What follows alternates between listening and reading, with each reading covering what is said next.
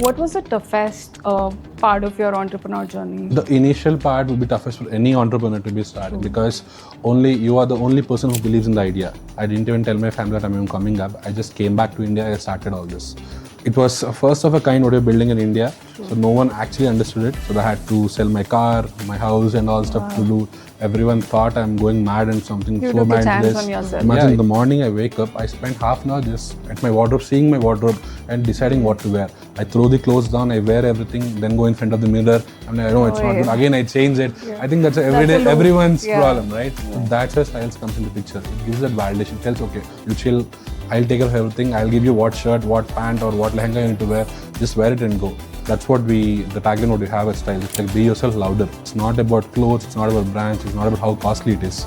It's about that small validation or confidence factor, what we're trying to inculcate in humans. That's what all Style is about. Interesting. I mean, this is very unique. I haven't heard of something like this before. So what's the most expensive purchase that you've made so far? So I'm a very big sneaker head. So currently I own around 74 pairs of sneakers. Oh my God. How difficult was it to build a platform or an application in a space that is as personal as well as subjective, like fashion? As the toughest part because there's no right or wrong. Exactly. So no one can tell what is right, what was wrong. So it's all about users' validation. It's an evolving process all the time. Right. I give you some suggestion. If you like it, then I'm correct. If I don't like it, I'm wrong. It's simple as that, right?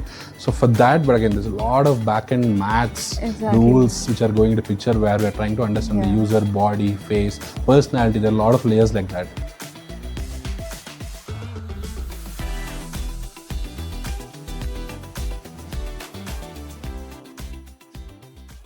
Fashion is often seen as something superficial, something we wear. But for a lot of people, it influences confidence, self-expression, first impressions, and even identity.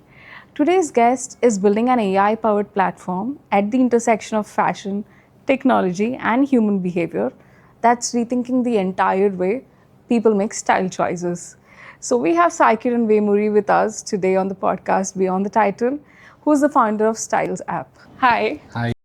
So before we dive into your entrepreneur journey, AI, as well as fashion, let's talk about the journey that brought you here. So tell me a little about your childhood. What kind of kid were you growing up?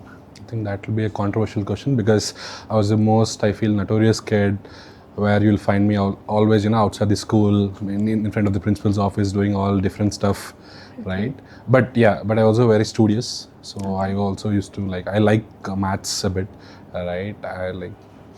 But I think I was that kid, who also studies, but who also plays games, who's into everything. All-rounded. All maybe, you can call it like that. But in some way like that. But from childhood, I was a person I feel who likes to lead. That's what I was. I was the class monitor. Then I was the head boy of the school. Then I was in the university. I was the college president. So it was all like that. For me, I love to lead people.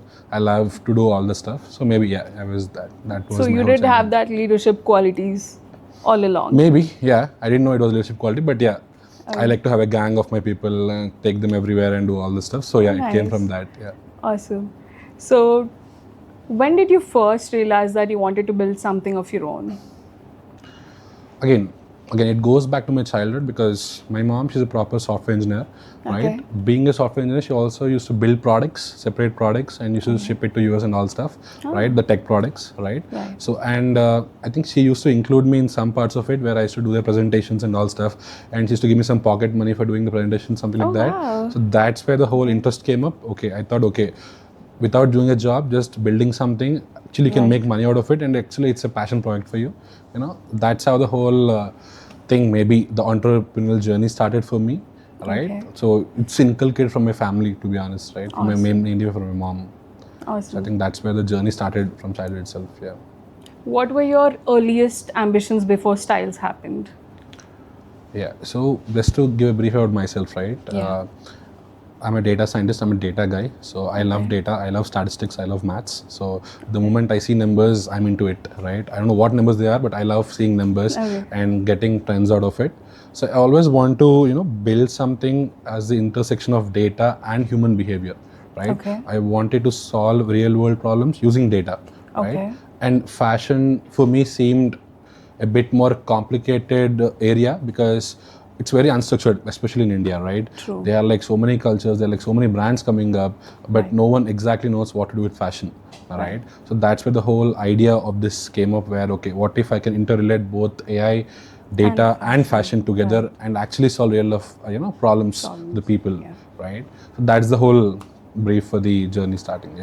Was there like a defining moment which pushed you to build something of your own? Again, it may sound silly, but yeah, for me, even today I don't know if I can wear this shirt or this pant. Okay. That's the major concern for me. So every day I have a problem, what do I wear now?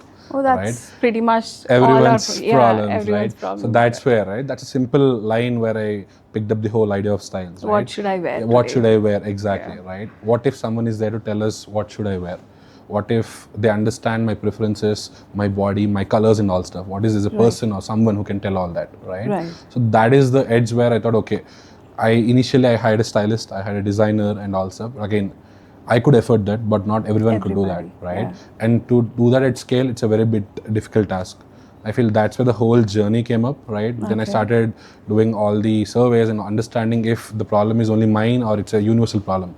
Then I realized it's a universal problem. Everyone has the same question in the morning. What do I wear? Right? So if there's something you can answer that, what do I wear? Right? And I think there's this saying from Mark Zuckerberg and Steve Jobs, right, where they used to wear the same shirt every day because they don't want to fall in the decision fatigue to decide what to wear. They want to put their brain in different bigger things, right? So now happily Zuckerberg or Steve Jobs can wear anything because style is there for them. It'll tell what to wear every single day, how to wear it and all stuff.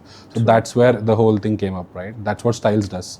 It removes that decision fatigue from your life. You just come to us and we'll take care of you in every different possible way, right? We'll tell you what to wear, where to buy, how to style it in every nuance we're trying to create and give that detail to the user. So that's what STYLZ is all about, and that's the whole journey of STYLZ for us. What was the toughest part of your entrepreneur journey? I feel the initial part would be toughest for any entrepreneur to be starting because you are the only person who believes in the idea, right? So for me in my journey, I was having a very high-paid job in Australia. I was doing all that well, right? I didn't even tell my family that I'm even coming up. I just came back to India. I started all this, and my parents believed that till 6 months that I was still working in that company, but I didn't know that I left the company and all stuff. So I had my savings and all stuff. So initial phase for the first 2 months it was good because I had my savings, but after 2 months I ran out of money. So what do I do now? At whom should I go, right? Then I started pitching to people and all stuff, but it was a first of a kind what we're building in India. So no one actually understood it. I literally went to Bombay, Bangalore, met a lot of investors and all stuff. Everyone was like, okay, the idea is good, but again, it's first time in India, so I don't think there's scope for this. Is it really a viable product and all stuff, all the things. But then I had the gut feeling it will work for sure. My intent was right. I felt all the stuff. Then there came a time where I didn't have any money. So now what do I do it? So I had to sell my car, my house and all stuff to do. Everyone thought I'm going mad and something. You so took mad a chance this. on yourself. Yeah, even my family didn't. At one point, my father didn't believe. He was like, "What are you doing?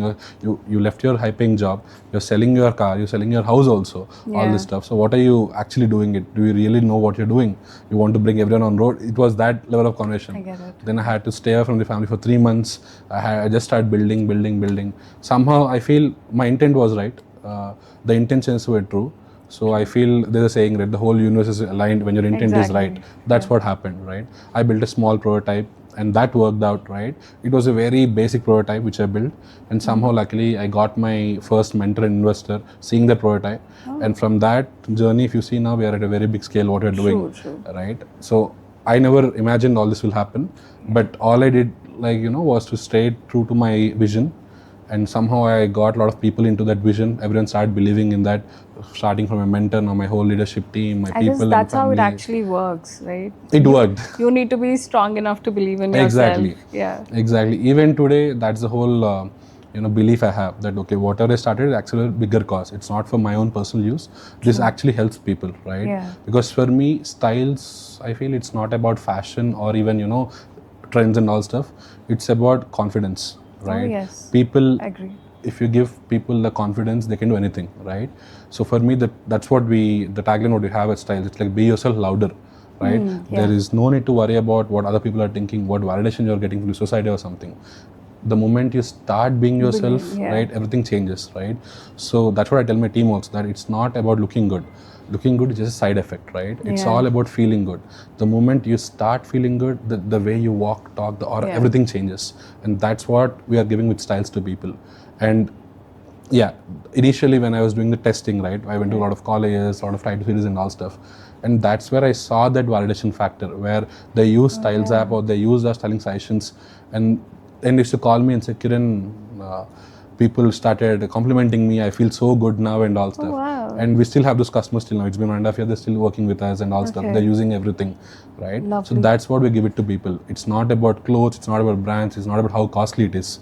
It's about that small validation or confidence factor, what we're trying to inculcate in humans. That's what all styles is about, right?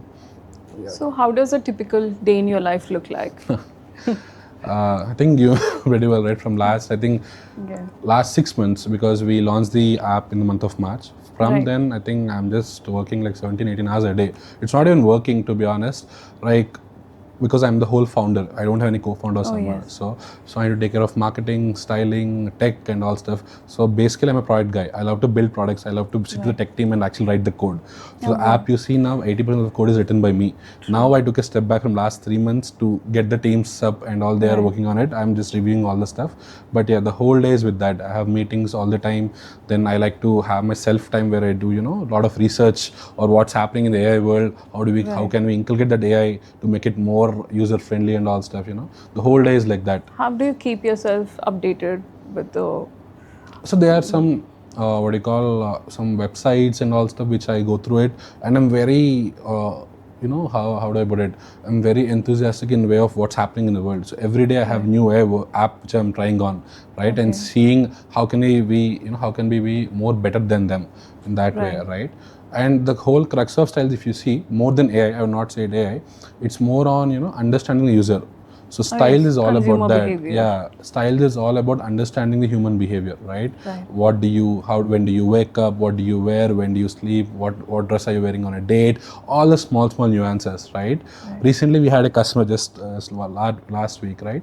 So we were suggesting, I don't know how many people know about the color palettes and all stuff.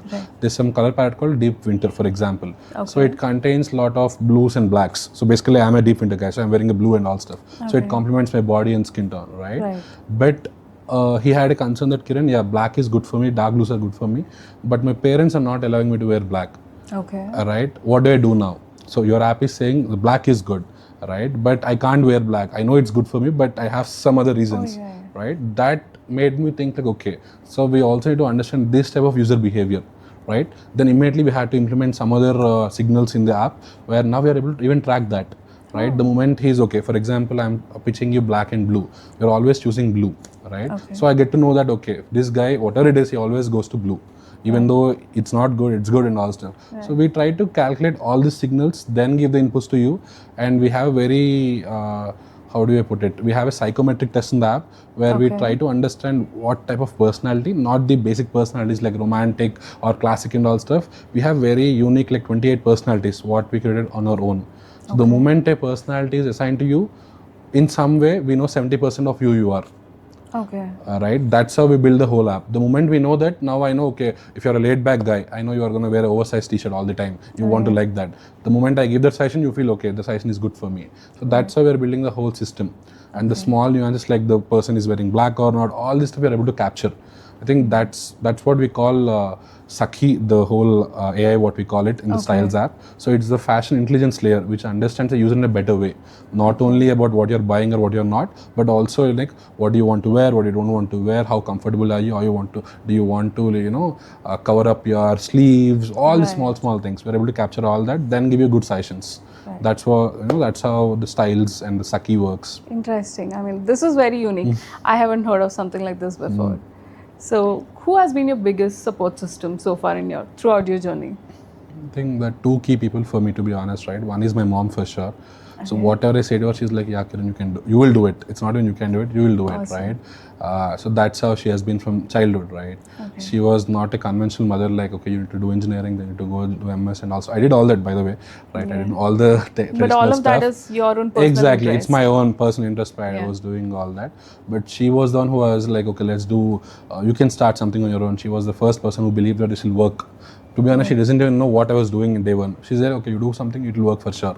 Because she just believed in me, right? Now she understands what we are doing and all stuff because she's a tech geek for sure. But yeah, that's how it is. And the second person would be my mentor and investor, Prasanna. So he was the one who believed where no one believed in the whole world, right? When I was going to different places, like I met like, I think 70, 80 investors to just pitch in, even to raise 50 lakhs. That was a big task for me. Then this guy came in suddenly from nowhere. I don't even know him before, right? He just believed in the concept, the idea, and me especially. The only line he said, because I had doubts on him, I was asking him, why do you believe in me? Like, we don't know each other. Why are you investing crores of money in this? What is the whole reason? Right? He's like, Kiran, I just see my younger self in you. I had no one to build, so it took me this long to build my whole empire. That's a really nice compliment. Exactly. But for you, I want to be there so you can do it fast. I know you'll do it, right? And other good thing what he said, that, it's okay if this fails because I know you'll do something better. So I want to be part of that journey. So that's the reason I'm investing now, right? It's not about style. It's not about whatever. I know you'll build something. And now it turned out to be a bigger venture now. But that confidence and that validation from him gave me a lot of boost.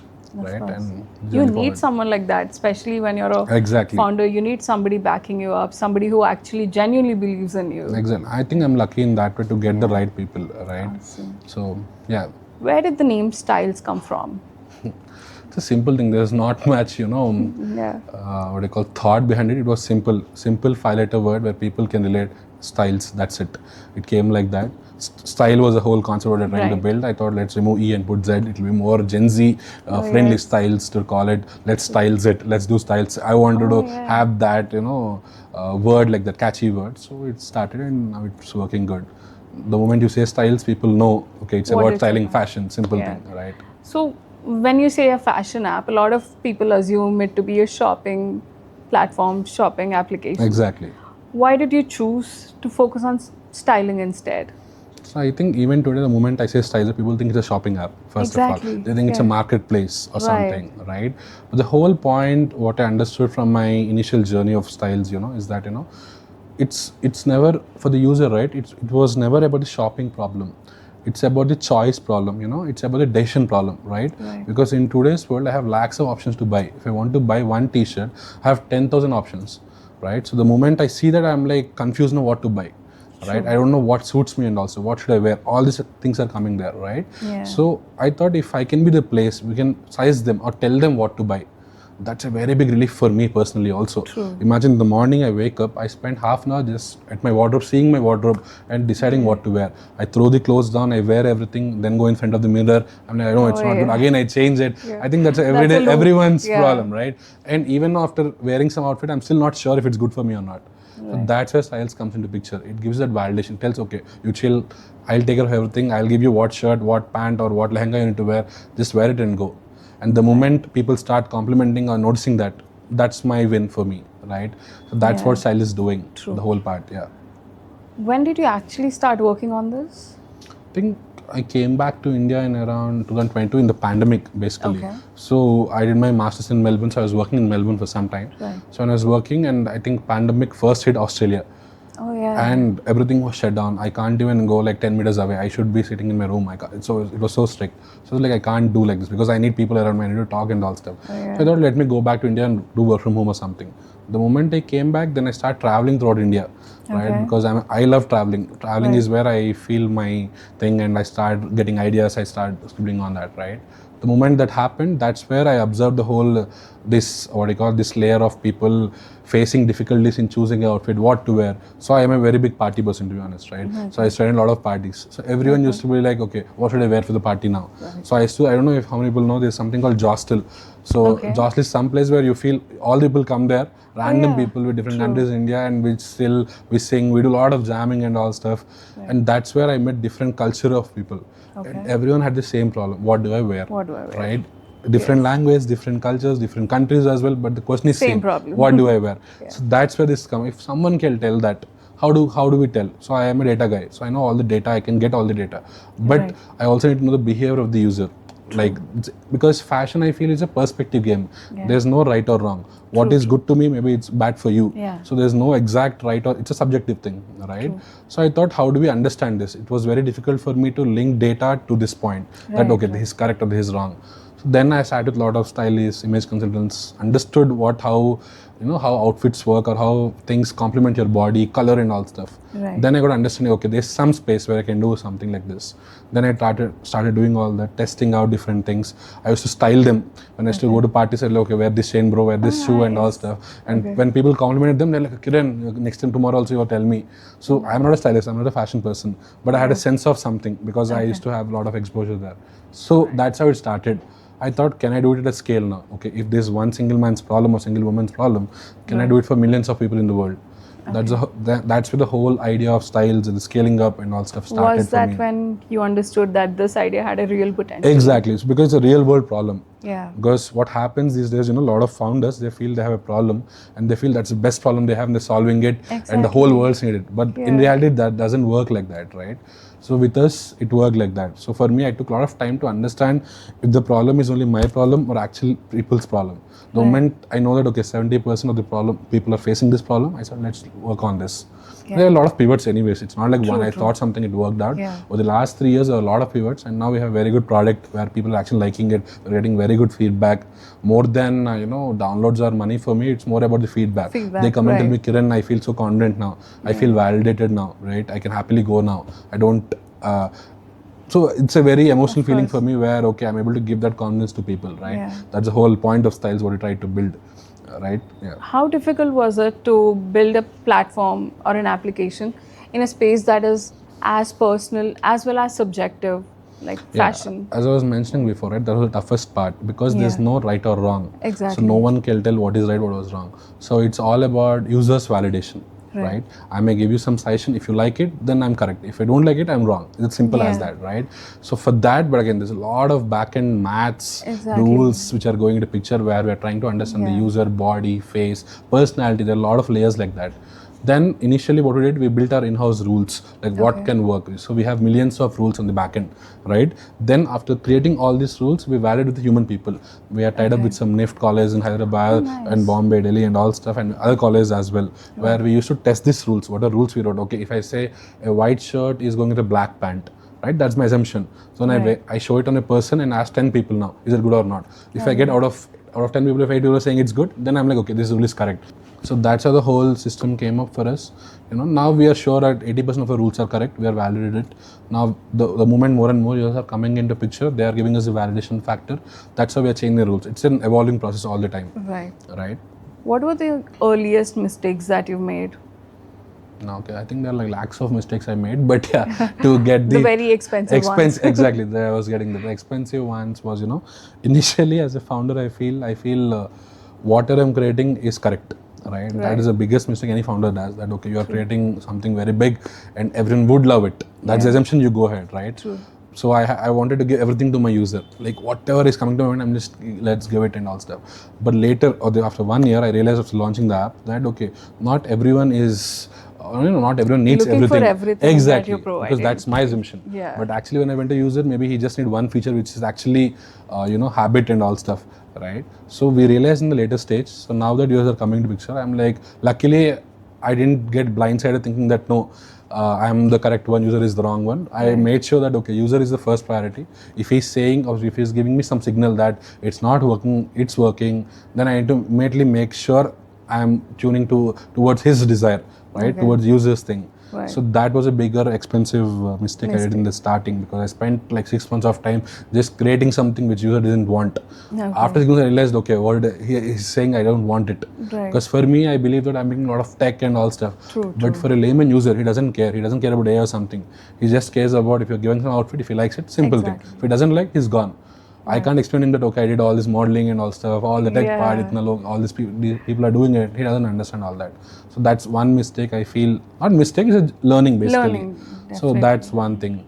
And other not mistake, I would say that, initially whenever a problem would come up, right, I used to feel that, okay, that's the end of the world for me. I used to feel so, anxious and all stuff. How do I do it and all stuff? Was this before you had the mentor or after? Even after the mentor, right, because I'm a first time entrepreneur. So dealing all this at this age is different for me. Because if you see my people, right, the people I have a 16, I think 18 years intern, then I have a 55 years person handling me. So I need to deal with this number of people, this age groups of people, and everyone works differently. And I'm a first time person, right? I'm a product guy. I know how to build products, but I don't know how to build a team or maintain the team or motivate them, give that morale. So I had to learn and unlearn a lot of things before I started the journey. And over the time, even my mentor helped how to deal with all these things. But now I'm good, right? Now if you tell me, Kiran, we are running out of money tomorrow, we don't have money, I'm like, I'm okay, it's fine. I'll figure out something. That is the mindset now I'm at. If someone comes to me with any problem, I'm like, it's okay, we'll deal with it. So I'm at that position now, right? But before it was not like that. I was worried, anxious, and how do I do it now and all. But now I think I'm in that space now. Let's talk about your team. So currently, to be precise, we have 4 or 5 departments. One is the fashion department. That's my core, right? Because they design the rules and all stuff. They understand the user. We create the rules and all stuff. Then we have a tech team. That's my core. That's my team basically, right? So even in tech team, we have non-AI and AI teams separately. So I personally handle the AI team because I want to be there and I build the whole. That's the whole crux of STYLZ app, right?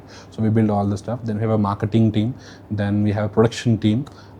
Then we also have our customer support testing team and all stuff. So these are teams currently we have and also. And every department is handled by a very senior person. So luckily I was in a good way. I got good people in the team. It took some time, but yeah, all the leaders or the VPs of my teams, they all come from different experiences. They have at least 10, 20 years of experience in a particular domain. They know how to build the product. They know how to ship the product. They know how to make the product to the scale of people and all stuff. So luckily I got those people. And one interesting factor is that we are a startup, right? I raised some money, but okay, it's a very minimal money what I raised, right? All these people just came because they're all experienced. I couldn't afford them, to be honest, right? Because they come from a lot of experience. But they all just believed in the vision and me, saying that Kiran, we'll be with you because we like the product and we like you, the passion you have for this product. So whenever this goes big, make sure you are taking care of us. Till then, we are there with you completely. So that's one validation even for me, right? If this level of people are believing in me, so and your product. Exactly. So I need to deliver now. So I'm on the right path in some way, right? That's the belief, even my mentor, all the people, right? So I'm lucky to have all these people with me because without them, I don't think I'll be coming this far at all, for sure. Let's talk about your relationship with fashion. So how would you describe your style in 3 words? Style in 3 words, okay. That's a bit complicated, but yeah, maybe it's You could use 5. Fine, it's fine. See, normally as a person, I'm a very laid back person, a very chilled out guy to do. But coming to work, I'm completely opposite. I'm very, detail oriented.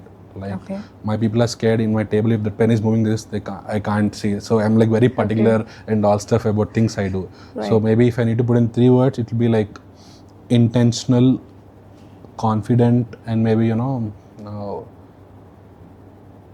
don't know, maybe being transparent of who I am, right? I don't want to pretend like someone else, right? There are days where I go with cargos or shorts to office because that's how I feel that day. I don't want to wear some things because I need to follow some rules or someone is saying something. I just want to wear because I feel like that day. That's what we tell about styles to people also, right? If you come to our office, it doesn't look like office.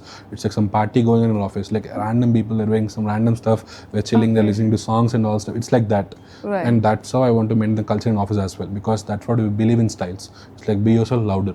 That's the whole point we're trying to inculcate in people. So who's your biggest fashion icon? There's no one particular person, to be honest. Anyone who represents themselves, right? That's what I like it, right? For example, if you want to take Ranveer Singh, maybe, he doesn't care what people think. He will just express himself. He's just himself. Exactly. Again, the other contrast is if you see in Telugu, this Mahesh Babu. He has a class of his own, right? The way he carries himself and all stuff. He's not doing because someone said, because that's how he is. Because if you see his styling and if you see his behavior also, they both match. The way he talks, everything matches with his outfit and all stuff. That's how I feel you should be, right? But yeah.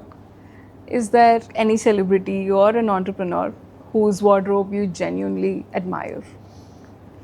I don't know if it's coming from a bias, but I'm a big fan of Virat Kohli. So Yeah, whatever he does, I'm like just fascinated by what he's doing, what he wears, the shoes, everything. Yeah, Right. so I think that's come from there. So, are you somebody who plans your outfits in advance or plans them like last minute? I think it's 70-30%. So normally when it's coming on the work and all stuff, if I have some meetings and all, it's very well planned. Okay. So I want to know what I'm wearing, right? So I have the options. But again, if in my normal personal days, I don't know what I'm wearing. I just decide like half an hour, just before half an hour. Okay. So that's how it works. Yeah. So, what's the most expensive purchase that you've made so far? Again, what does it count? Like, what are the things you want to know? Like, it depends on. Something that would resonate your fashion style. So I'm a very big sneaker head. So currently I own around 74 pairs of sneaker. Oh my god. Yeah, so if you come to my house, right, I have a whole wall of sneakers. Wow. So I don't even wear a lot of sneakers. I just buy it and I want to see it every day in the morning. A lot of people don't know if I have it. It's for my own personal relief. The moment I wake up in the morning, I need to see the sneakers and like I feel So I you're feel a sneaker peaceful. head. Yeah. So my purchase will be mostly on that. Most people fear that AI is replacing human creativity. So, what do you see AI as? Like, is it going to be like a replacement or an enhancement? I think it's more an enhancement side, right? I feel people who know how to use AI will be outperforming the rest of the whole world, right? So it's not about replacing it. It's about how you embrace the AI part and make your creativity more stronger, right? So AI, I don't think so it can replace creativity, but it can help you speed up the process. That's what we use or scale up the process, right? So yeah, I think people who know how to use it to boost your creativity or increase the scaling up process, I think those will be the people who will do wonders in the next generation. Yeah. How does STYLZ personalize recommendations instead of giving everybody the same advice? Again, coming back to the point, right? STYLZ is a platform where we focus on hyper personalized layers. It means that we don't focus on the transaction data like all the e-commerce platform are doing, like when are you getting the salary, what are you buying. It's not about that. It's more about what is good for your body, what is your face, what is your personality, what are your undertones. So we similarly correct around 28 data points. Then we come to a conclusion or assumption that okay, this can work for this guy or girl, right? So that's how the requirements are different and unique, because every person has a different style personality. The moment we assign that style DNA, right, to a person, that's where the whole recommendations will start up, right? That's how we are different from any other platform in the world as of now. Yeah. What are the difficulties that you face while collecting personal data? Again, personal, the way we collect data, it's more personal because we collect their face pictures, the body pictures and all stuff. So it comes to the factor where people need to trust us. That's the whole point, right? Because we are handling very sensitive data. So we anyways follow all the Indian laws and also do all that. But one thing we are sure is that we are not going to use this data or give this data to any third-party people, right? We only use it to our internal intelligence model training, right? To make the user and user experience more in a better way. That's the whole thing we use it for. And the data is very anonymized. So no one knows, okay, X person has this body.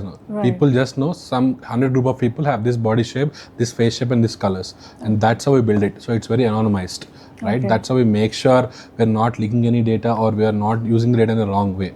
We're very particular about that. Yeah. Where do you see AI transforming everyday life in the coming 5 years? Yeah, I think if you see now itself, right, for me, I have like 5 agents in a day, which works for me, right? One takes care of my calendar, one STYLZ tells me what to wear and all stuff. There's one AI agent which takes down my notes and all stuff, whatever I'm speaking to people.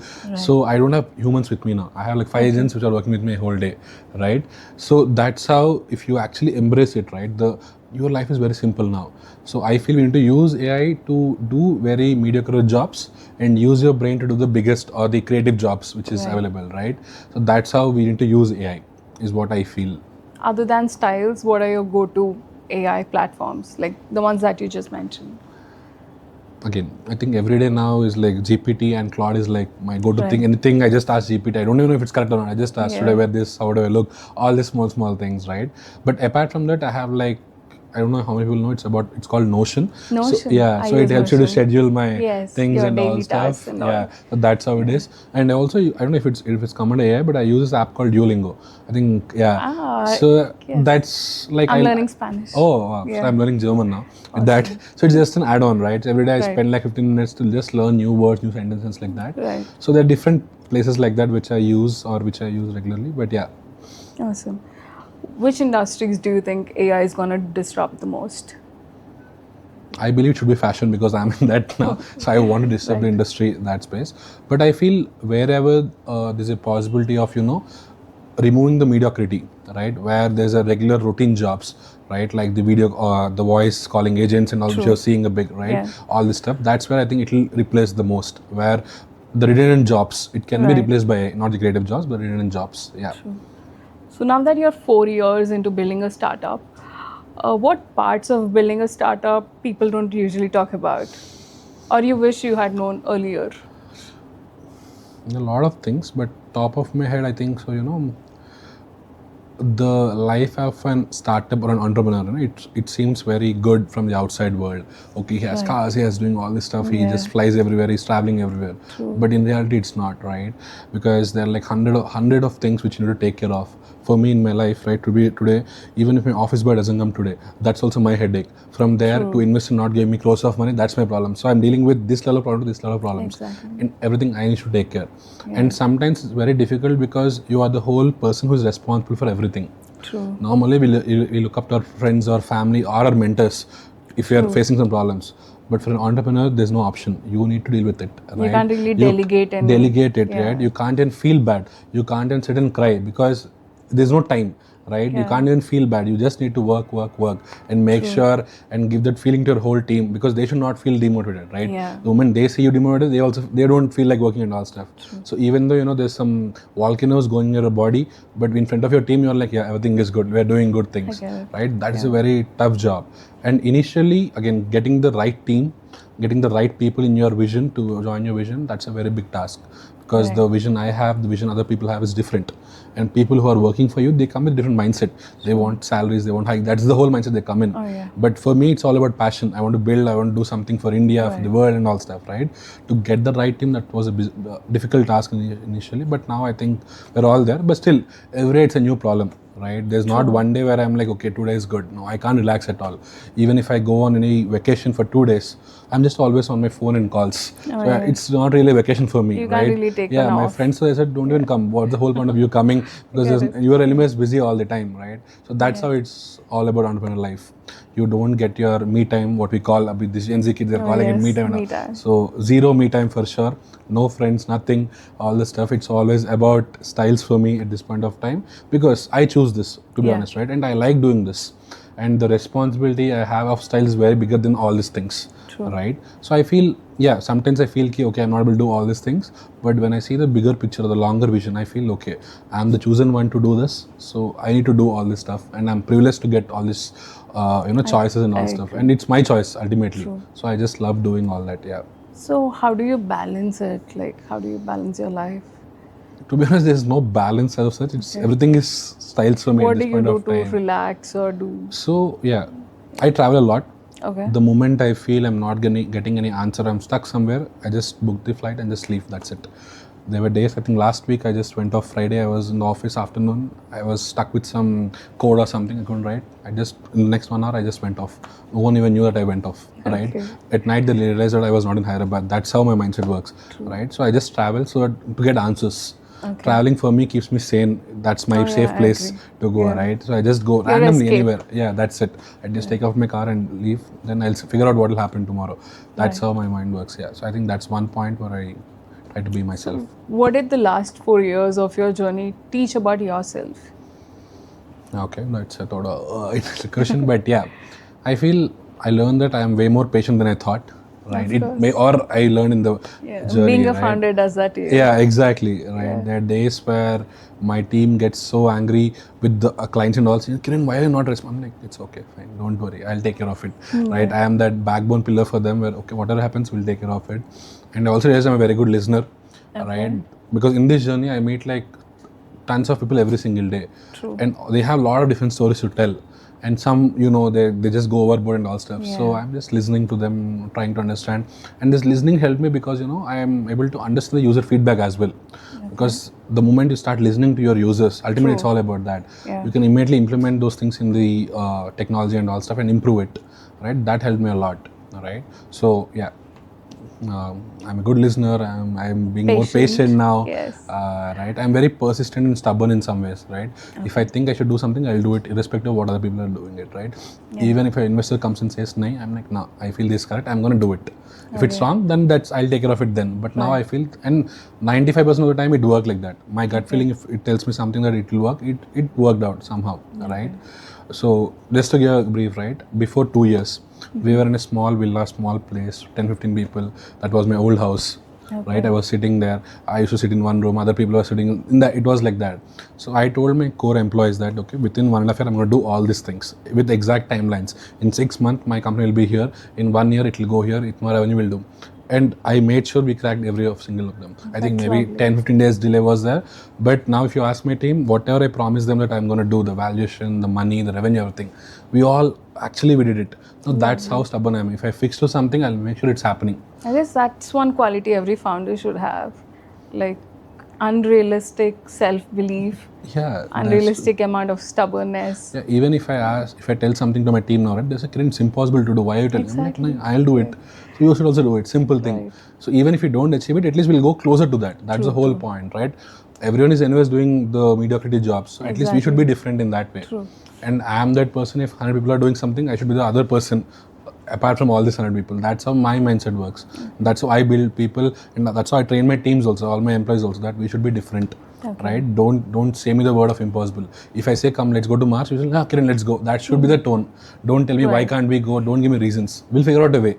Because if you ask me today, maybe I'll also not know a way how to do it, but somehow I'll figure it out. That should be the mindset, right?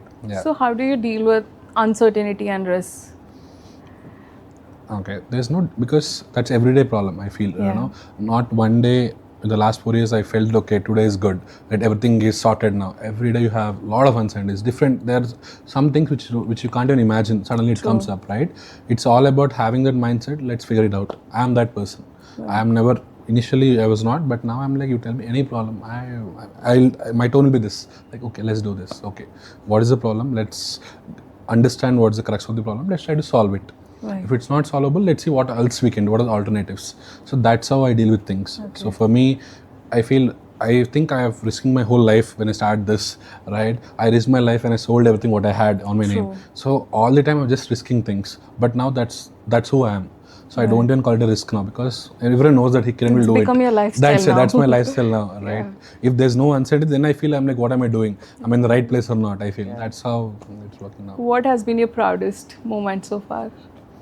Proudest moment, I think there's still a lot to achieve, but still, to start with, the launch, yeah, because we planned it for sure, that we waited for a long time, and also we finally launched it. We're getting good feedback and all stuff. But more, I feel it's on the, look on my parents' face, right? Because they saw me growing initially, right? In terms of I was working in Australia, I was good. They're all happy.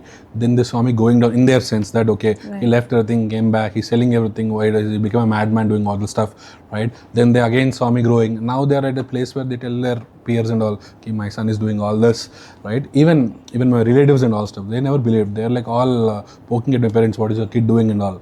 Now same relatives, they send their kids for internship and all to my people, right? They're like, Kiran, can you ask Kiran to give the internship and all? I'm like, okay, so that's a full cycle for me now. So my parents are proud now. I think at a point, right? Yeah. So that's one thing I feel, okay, fine, I did something for my parents. They're at least happy about me now, right? They're happily able to say things. So that look or that smile on their face, that's one thing I'm very proud of. Rest everything we can still build. Even if I fall down, I can still build again. So I'm not worried about that, right? It's all about them, right? Because they did so much for me. So today I feel, there's something, at least 5% edits for them. They're happy about it. So there's a lot to achieve anywhere, but So we'll do a quick rapid fire now. Okay. Yeah. Founder that you admire the most, other than yourself? I think Nikhil Kamath. He's one very big inspiration for me, the way he treats things. Yeah. One app you cannot live without, other than STYLZ. That's a tough one, because STYLZ I use every day. But apart from that, at this point of time, maybe Notion, because that's Okay. with me True, all the true. time. Yeah. Yeah. One biggest productivity hack you swear by. Like, okay. Like, don't see the bigger problem, right? For me, the moment you think the problem is very big, then you get anxious and all stuff. Try to bifurcate the problem into different small segments and try to solve each layer, right? Even with my employees and team, that's what I say. Don't look at the longer goals. If you want to achieve 100%, let's start thinking how do we achieve the first 1%, then the 10%, then the 20%, because that gives you confidence, right? True. And that's how I built my company also, right? And that's how it's working fine. So don't look at the bigger problem. Try to start with a smaller problem, solve it, you get the confidence, then a bit bigger one. That's how you grow, right? Because everything can't happen at a single time, right? True. It should happen in phases, I right? agree. And for me also, style is not like one big moment, I got aha moment, and it didn't work out like that. There were a lot of pivots in the last 4 years. Now we have a good product, still we are improving and all stuff. So it's a continuous journey. It's not a one-time thing. Exactly. So that's what people should understand. It can't happen in one single day. It's a whole process one to follow. One startup mistake that people should avoid making. Okay. I feel, for me personally, right, what I faced or what I went through is that, don't be a perfectionist. It's difficult, right? If you are chasing behind perfection, you can never launch the product, right? Whatever product you felt, right, launch in the market, see the feedback, because ultimately user doesn't care about perfection. User cares, if the problem is getting solved for him or not. Yeah. Even there are a lot of apps here or a lot of products which are very average, but it does wonders in revenues and it's solving a lot of huge problems, right? Because it's not about perfection, it's about users' problems. Are you able to solve it or not, right? So I feel I used to be like that I waited a lot of time to get the perfect one. But again, perfection also is subjective. True. Right? For you, it's perfect. For them, maybe it's not. True. So I realized at a later stage that okay, it doesn't work like that. I need to launch the product immediately, get the feedback, and it's continuous learning. You can never be perfect in your life, in your personal life or in the professional life, right? That's one advice, not advice, but that's what happened with me. That's one learning I had. Okay. One accessory you don't leave the home without. I think sunglasses. I'm a big fan of it. Yeah. So I think it's not the collection, but I have a huge collection of things, right? So I just love collecting them, wearing them, and all stuff. That's I feel who I am. Okay. Yeah. If you weren't building styles right now, what would you be doing? Okay. I would have, I don't know. For sure, I was not a 9 to 5 guy. Okay. For sure, I would have maybe, been into movies and all stuff. Maybe that's one aspect I thought I could be, right? Okay. So yeah, maybe yeah. What career opportunities do you think are there in this field? I think previously there was very limited options like a designer or a merchandiser and all stuff. Right. But in today's this AI native world, you have a lot of new options in terms of fashion, right? Everything is in your fingertips. You can create designs. You can be in that AI tagging system. There are a lot of layers. Even in styles, if you see, right, we have a separate version for stylists. We have we onboard 10-20 of stylists every month on our platform. So we are creating a separate professional or career for stylists where they just not do the personal styling part, but they are also involved in the content part, how to create, and the storytelling part of it. A lot of things, right? So I feel we have a lot of options at this point of time because of this AI boom and all stuff. So if the moment you start experimenting or inculcating the AI part in your lifestyle with fashion designers and all stuff, you can do wonders at this point of time. If somebody is actually building a career in fashion, what skills should they focus on beyond design or styling? I feel design is just one part of the whole process. At this point of view, if you see, it's more on the storytelling aspect or showing your passion. Why do you want to build a brand if you want to do and all stuff, right? So it's more on the storytelling, understanding the user, because ultimately the final user is not worried about your design, right? You need to understand what he wants, what is she caring for and all stuff, what is his actual problem, right?